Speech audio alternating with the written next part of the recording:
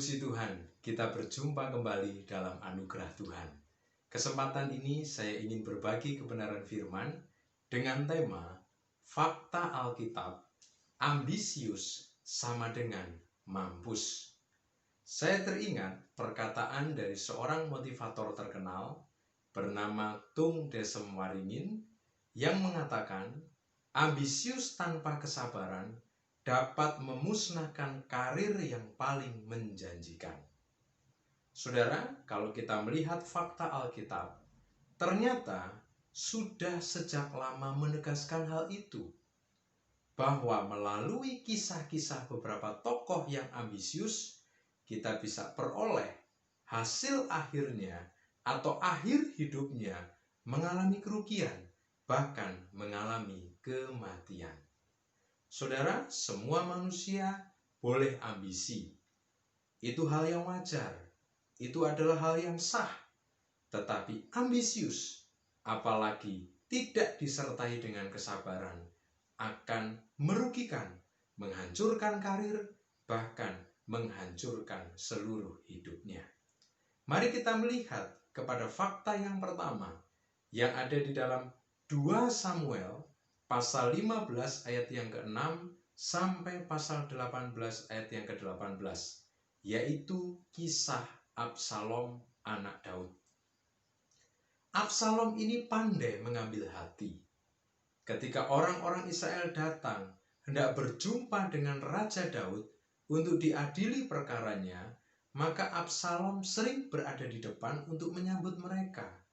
Dan ketika rakyat orang-orang ini memberi sujud sembah kepada Absalom, maka Absalom memegang tangan mereka, membangunkan, memeluk, bahkan kemudian mencium. Sehingga banyak rakyat yang simpati kepada Absalom. Ternyata dia lakukan itu semua supaya nantinya banyak rakyat yang mendukung dia sebagai raja. Lalu kemudian Absalom merencanakan pelantikan dirinya secara diam-diam, yaitu di Hebron, tanpa sepengetahuan Daud ayahnya yang pada waktu itu menjadi raja. Hal itu adalah tindakan makar yang terstruktur. Memang Absalom sempat berhasil untuk mendeklarasikan dirinya sebagai raja. Tetapi kalau saudara baca terus ayat-ayat yang sudah saya sebut tadi, akhir hidup dari Absalom justru sangat tragis. Dia tergantung di pohon tarbantin dan dieksekusi oleh Yoab, panglima dari Daud. Fakta yang kedua, yaitu kisah Adonia yang juga adalah anak Daud. Saudara bisa lihat dalam 1 Raja-Raja pasal 1 ayat 5 sampai 53, disambung pasal 2 ayat 13 sampai dengan ayat yang ke-25. Adonia ini ingin menjadi raja. Ia melakukan permufakatan pelantikan dengan Imam Abiatar dan Panglima Yoab tanpa sepengetahuan Daud ayahnya.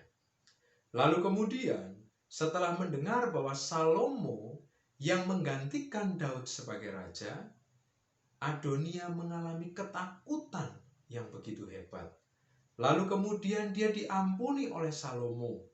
Tetapi setelah permintaannya tidak dikabulkan, maka kemudian dia dieksekusi mati.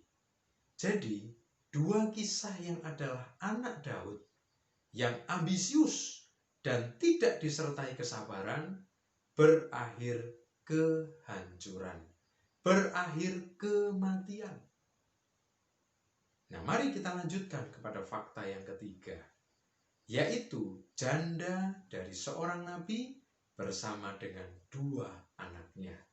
Kalau 2 kisah di atas adalah ambisius terhadap jabatan, terhadap kedudukan, tapi kisah yang ketiga ini adalah ambisius untuk memiliki materi, untuk memiliki kekayaan, dan diperoleh dengan cara berhutang. Padahal kemampuannya terbatas. Setelah suaminya meninggal, janda ini memiliki kemampuan yang terbatas, tetapi ambisinya sangat besar. Ia ingin dihormati, ia ingin disebut keluarga kaya, maka ia berusaha memperoleh materi dengan cara berhutang. Apa yang terjadi? Dia akhirnya nggak memiliki apa-apa. Barang-barangnya disita, barang-barangnya diambil oleh penagih hutang. Bahkan kedua anaknya pun siap untuk diambil, dijadikan budak sebagai ganti pembayaran hutang. Nah, saudara, 3 kisah ini memberi pembelajaran kepada kita semuanya. Kalau kita ambisius, tidak disertai kesabaran, menempuh dengan cara-cara yang tidak benar, maka hasil akhirnya merugikan kita. Sebaliknya, kalau kita mau belajar dari tokoh-tokoh yang tidak ambisius, maka hasil akhirnya adalah baik dan menguntungkan.